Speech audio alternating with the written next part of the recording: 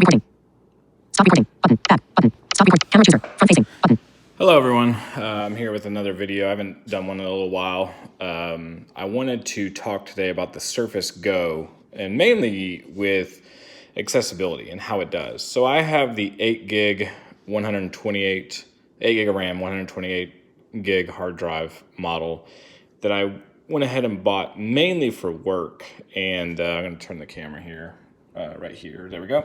So those who have vision can see what the device looks like. To describe it to those who are visually impaired or blind, it sort of is like a iPad. There's a kickstand that is built into the device that folds out. I'm gonna close the lid here so you can see that there. You just lift it up and it stays solid. There is a magnetic keyboard called the Type Cover from Microsoft that you can buy extra. So for your money, unless you buy it as a bundle, you only get the tablet. It is usable in tablet mode as a blind or visually impaired user. However, I just think Windows with tablet mode is, let's just be honest, it's a little silly. So you can do some things, but it's not I wouldn't buy this only for the tablet. The reason it works well for me, and I want to explain why I think it's the best for my use case scenario.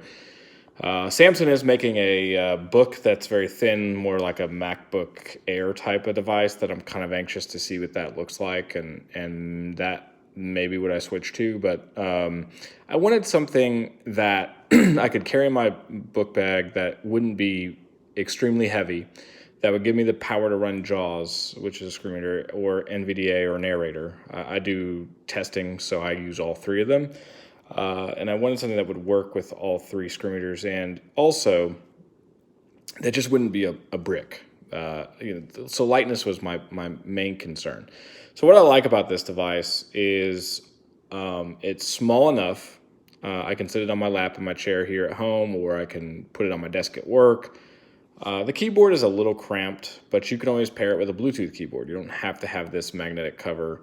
Magnetic cover makes it feel nice. If you've ever used like an iPad Pro, then you kind of know what I mean. It completes the package. You're not having to carry this plus then a extra heavy ass Bluetooth keyboard. It just makes it nice. So I'm going to go ahead and start the computer up here too, just so you can kind of see the speed. I don't want to doctor the video or anything like that. I want you to be able to hear and see what this thing runs and how it is. I'll be honest, for me, I primarily use it to do testing, as I stated. I use it to do webmail, just some browsing on the internet, and play some of the old like Jim Kitchen games or some of the new audio games, and it does really, really well. Now, I mean, if you're sighted, I wouldn't want to use it for playing games probably, because I think it would be a little sluggish. But I think for blind and visually impaired, where we have audio games and honestly not pushing a lot of video and a lot of high leveled graphics, it's fine. So we are now at the desktop menu here, and I am actually running JAWS, which is by default, which is a very powerful screen reader, and it's also pretty resource hungry. So the fact that it works well on this, they do have another version. It's a 64 gig hard drive with 4 gig of RAM. To be honest with you, I have tested it. The JAWS will run. I originally bought the 4 gig version, but I wanted a little bit more power. This has a solid state drive, so it's a little bit quicker to boot up, and it's a little bit just quicker moving things. And I just feel like JAWS does run a tad bit better on this one. The other advantage to the Go line versus a lot of laptops or even the Surface Pro line is it has a USB-C connector here that you can actually charge an external battery with. So you can literally charge it on the go, which makes it freaking handy. So I'm going to go ahead and launch Chrome. So I'm going to hit the start menu. And the speakers in it are average. they're not great. So we're at Chrome now, and I'm gonna put the phone down here, stare at the ceiling, but I'm gonna go to, where do I wanna go? I'll just open up apple.com. And I hit enter, and we are now loaded. So it's pretty fast, like as you can tell on the web. I'm gonna close that. Lovely Chrome stuff. And then I'm gonna go ahead and let's do like TuneIn Radio, the app. So the app is pretty accessible here. Okay. So I'm gonna click on this. I'm gonna go ahead and do. Click my profile. Right now. I got that.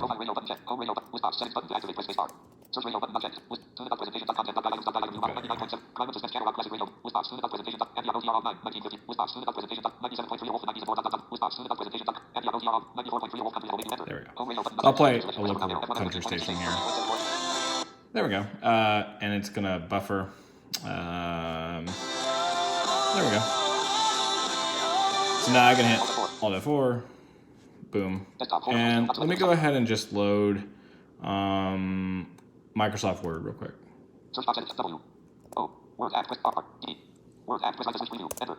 Click enter.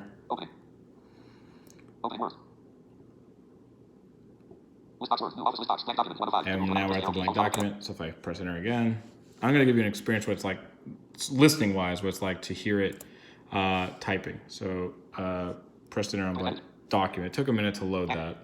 But okay, so now I got a blank document here. So I'm going to just type something like.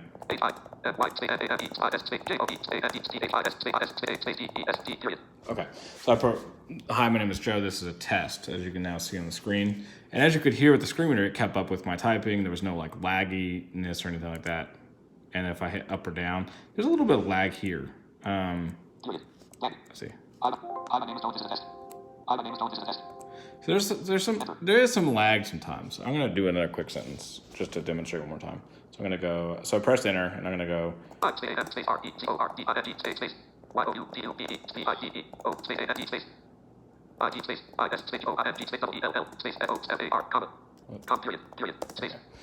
right, and I made an error. I heard a buzz, but it doesn't matter. All right, I'm gonna hit up. Oh, it just doesn't like YouTube. Okay. So as you can tell, it's very responsive. There are sometimes that I feel like it lags just a bit. Let's save. How do I? Let's see.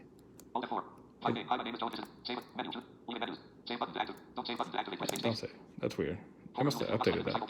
It used to just bring you up a box that said save or would you like to save? Yes or no. You hit yeah. Anyway, that was yesterday. Things move, change. All right. Anyway, Firefox is the same. So I don't know if it's worth bringing up Firefox, but I will just show you that real quick. I'm going to just go to apple.com again.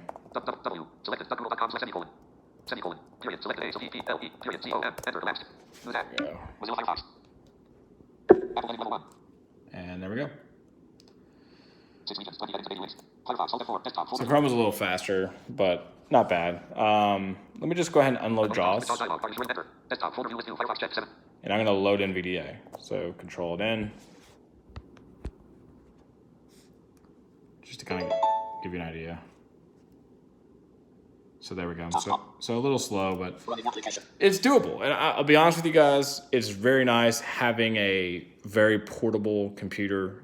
You know, as a kid, I had this laptop that was as thick as a tank because I had the numpad on it. There is no numpad on this keyboard. I'm not using one, but I've gotten used to the laptop style for NVDA, JAWS commands, etc. But I really like this computer. For me, I'm not a huge power user, even though I test. I'm not coding anything. I'm not running, high intensive applications.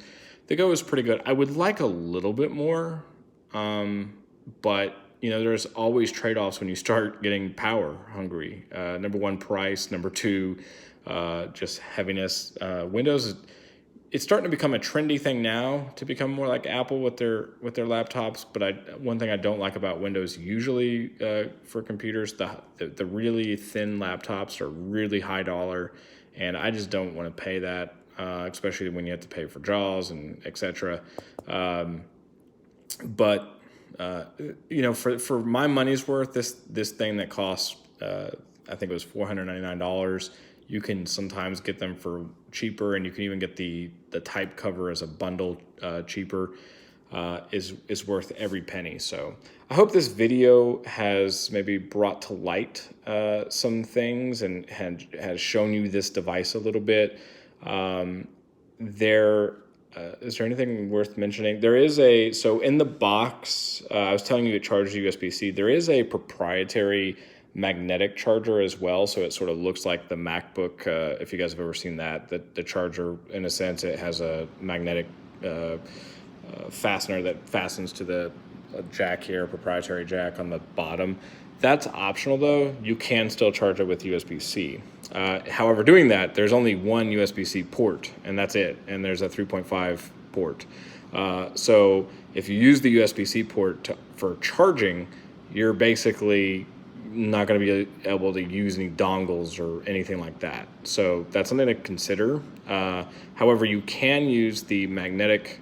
So if you're by a wall, so like when I'm at work and I have to test things, I use the magnetic power that the Surface ships with it, and then I use the USB-C port for a dongle for my micro and my USB-A devices. So it works out pretty well. It's got four USB-A. The hub I have, and it was like $20. So it's not like it's expensive. So hope this helps. If you have any questions on accessibility for this thing, feel free to ask. It does work right out of the box with Narrator, and I was able to install everything myself. I've never had to have sighted assistance with this thing, and kudos to Windows for doing that. So I wanted to support them because I think it's very important for job access, for just continuing to be educated with these devices. I'm glad Microsoft has jumped on board and are starting to think accessibility right out of the box. So anyway, if you need to contact me, my email is josephlhodge@gmail.com, or just comment on the video. Have a great day.